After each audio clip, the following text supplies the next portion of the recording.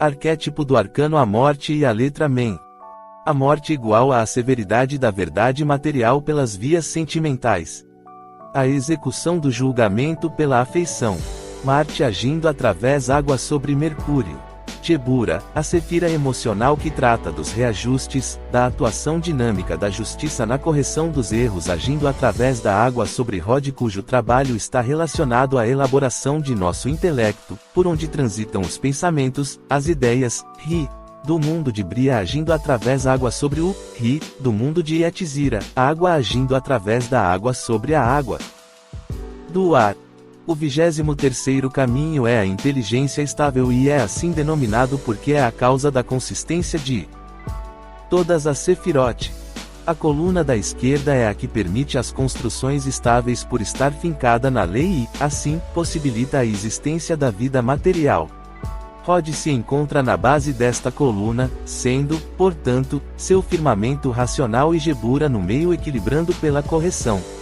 E como estamos tratando da inteligência estável, ambos as Sefirot trabalham, cada um em seu atributo, para dar um sentido a tudo o que emana dos demais, Marte fazendo o trabalho braçal e Mercúrio o intelectual dispondo tudo harmoniosamente em seu lugar. Eis que se a inteligência atuasse sozinha sem o esforço material nada teria consistência, de modo que o trabalho aqui consiste em unificar a ação da inteligência com o esforço físico.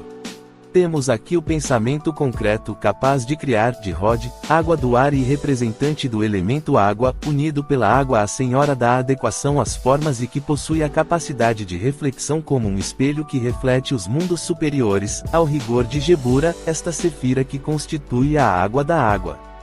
Portanto, trata-se de uma alquimia rigorosa e bastante aquosa com o pensamento, o que vem a justificar a consistência de todas as Sefirotes.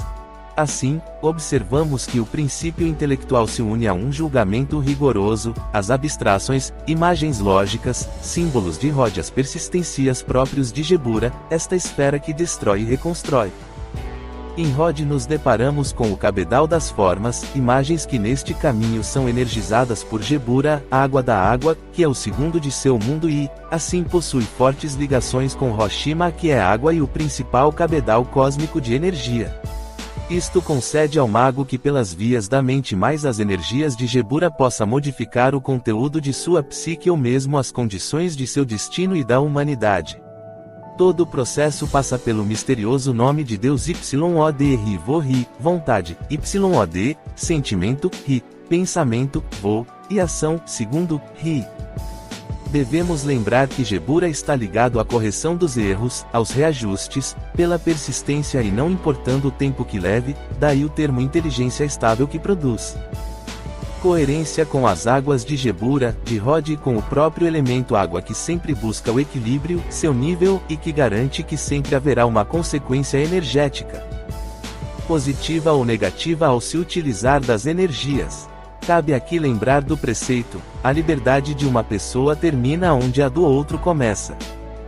A esfera mental coletiva está constantemente sendo alimentada por todos, mesmo aqueles que acreditam não fazer mal algum, pois podem haver muitos animais ferozes no interior do indivíduo mas que não se manifestam, mesmo aqueles ditos bons, através de processos mentais mais os sentimentos, o indivíduo acaba por criar formas nos mundos internos e, com o tempo, esta mescla de pensamentos e sentimentos da humanidade vai formando uma nuvem densa de energia até que sejam lançados seus raios sobre a Terra e ocorrem acontecimentos vis, como um massacre ou alguém que dispara uma arma contra várias pessoas inocentes e ninguém entende o porquê daquilo. Então vemos muitas águas, muitos sentimentos, muitos egos não trabalhados.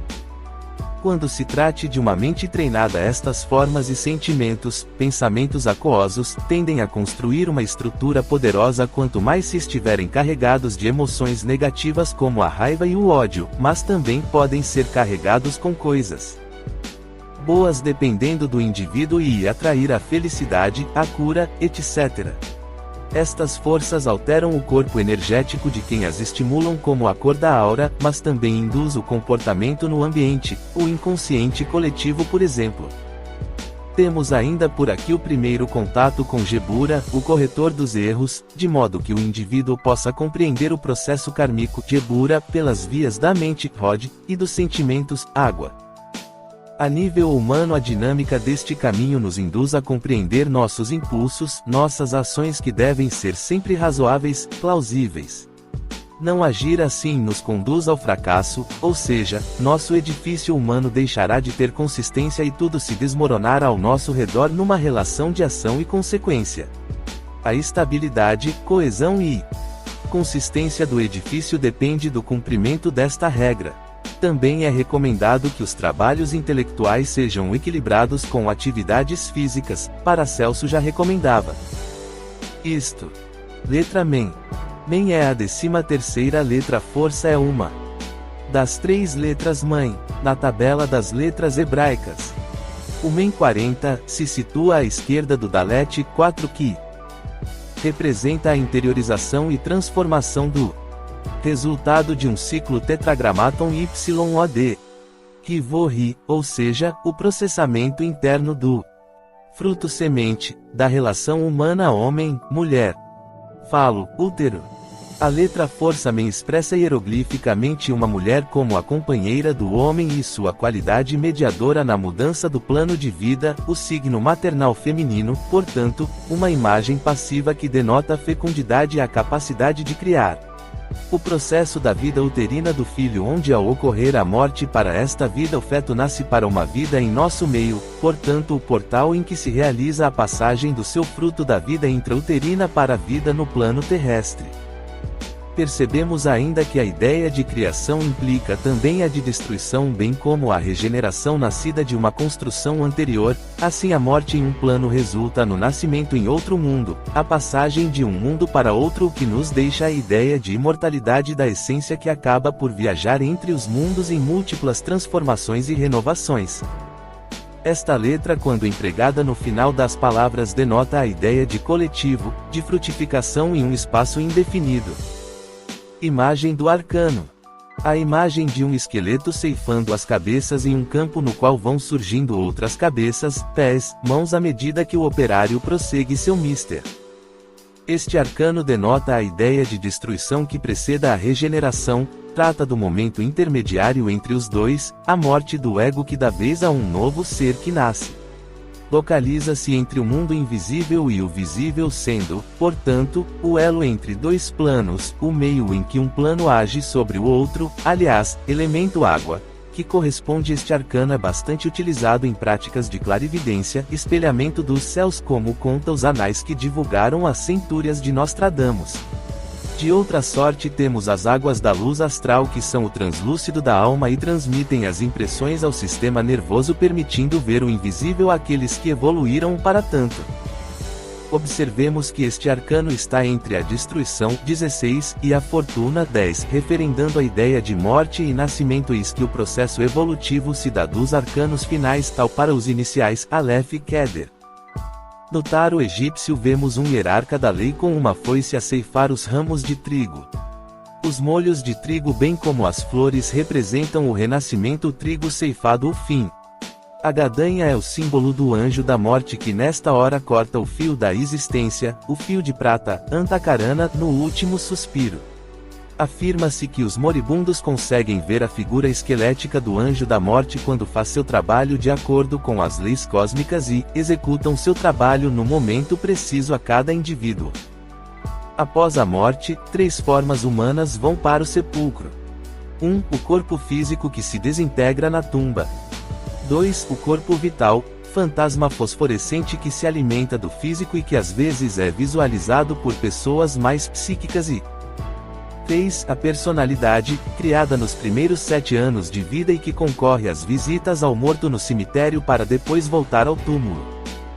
O ego, o retrato de Dorian Gray, normalmente, submergem-se dentro do reino mineral nos mundos infernos, ou retornam de modo imediato a um novo organismo repetindo as mesmas tragédias. É o que permanece e acompanha o morto em suas existências, se robustecendo ou sendo eliminado conforme o comportamento do indivíduo. Sobra ainda a alma, a essência, a psique, o Buddhata, que continua sua viagem. Bem 13 igual a 1 mais 3 igual a 4 relaciona-se com a Sefira Chesed em seu segundo ciclo, assim, podemos constatar também uma presença de Chesed em Men por ser a quarta letra do segundo ciclo que vai de 10 a 18. No primeiro ciclo nos deparamos com Dalet 4 que é o segundo, Ri, primordial e o, YOD, de um novo ciclo, assim, como explicado e considerando todo mundo sefirótico Men será o quarto, Ri, da série Aleph, 1 igual a, YOD, o, Ri, 5, igual a, Ri, o Tet, 9, igual a, Vo, além de ser, como já foi dito, o primeiro do segundo ciclo e o quarto da série exposta o que representa um novo YOD, no qual se converteu o segundo, Ri. Deste modo o poder, a misericórdia, a bondade se interiorizaram para fins de transformação, amadurecimento do segundo ciclo para posteriormente proceder à frutificação das coisas. Men constitui-se ainda na 13ª letra e representa o estado das energias cósmicas em que os elementos materiais são oferecidos ao indivíduo para que estruture com eles a sua obra e dê os seus frutos, eis que reserva em si o YOD de Chesed o que lhe proporciona a faculdade de criar uma nova realidade, um novo paraíso construído a partir do que se gerou da estrutura anterior. Isto nos lembra o esqueleto, símbolo do arcano, que pretende formar um novo mundo utilizando-se daquilo que colheu com sua gadanha.